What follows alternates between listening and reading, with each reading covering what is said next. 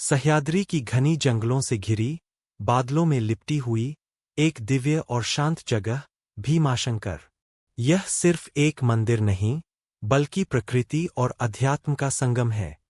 पुणे शहर से लगभग 110 किलोमीटर दूर यह स्थान उस भूमि में स्थित है, जहां हर पत्थर, हर पेड़, हर हवा का झोंका शिव की महिमा की कहानी कहता है। भारत के 12 ज्योतिर्लिंगों में से एक इस पवित्र धाम का इतिहास अत्यंत प्राचीन और अद्भुत है।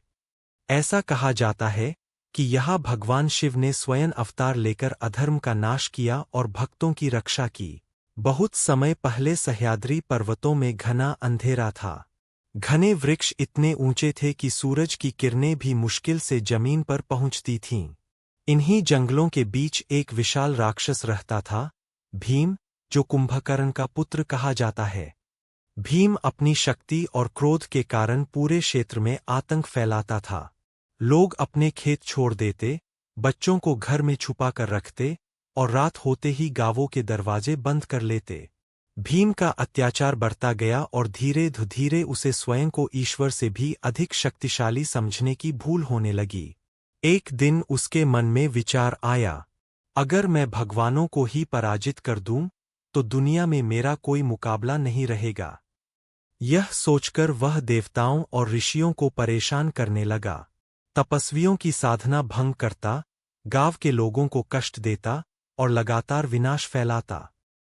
भीम का अभिमान और ऋषियों की प्रार्थना। भीम के अत्याचार से दुखी होकर सभी ऋषि, मुनि सह्याद्री की गहराई में एकत्र हुए।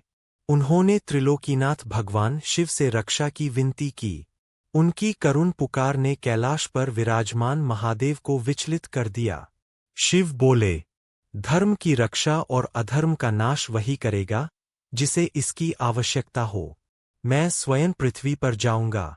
और इसी संकल्प के साथ शिव सह्याद्री पर्वतों में अवतरित हुए। शिव और राक्षस भीम का युद्ध।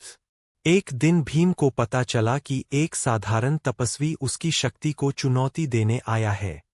क्रोध से भरकर वह उस साधु के पास गया और उसे डराने लगा।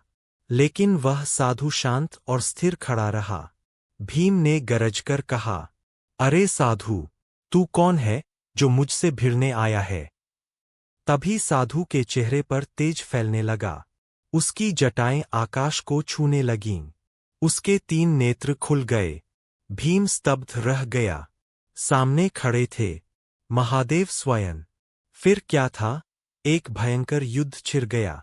पर्वत कांपने लगे, धरती फटने लगी, बिजली कड़कने लगी। भीम ने अपनी पूरी शक्ति लगा दी, लेकिन शिव की जटाओं से उठने वाली अग्निज्वाला से वह जलने लगा। आखिरकार भगवान शिव ने त्रिशूल उठाया और एक ही वार में भीम का अंत कर दिया। जैसे ही भीम धराशायी हुआ, उसके शरीर से एक तेज प्रकाश निकला और भूमि में समाहित हो गया। युद्ध के बाद भगवान शिव का तेज इतना दैदीप्यमान हो गया कि सह्याद्री की चट्टानें भी पिघलने लगीं।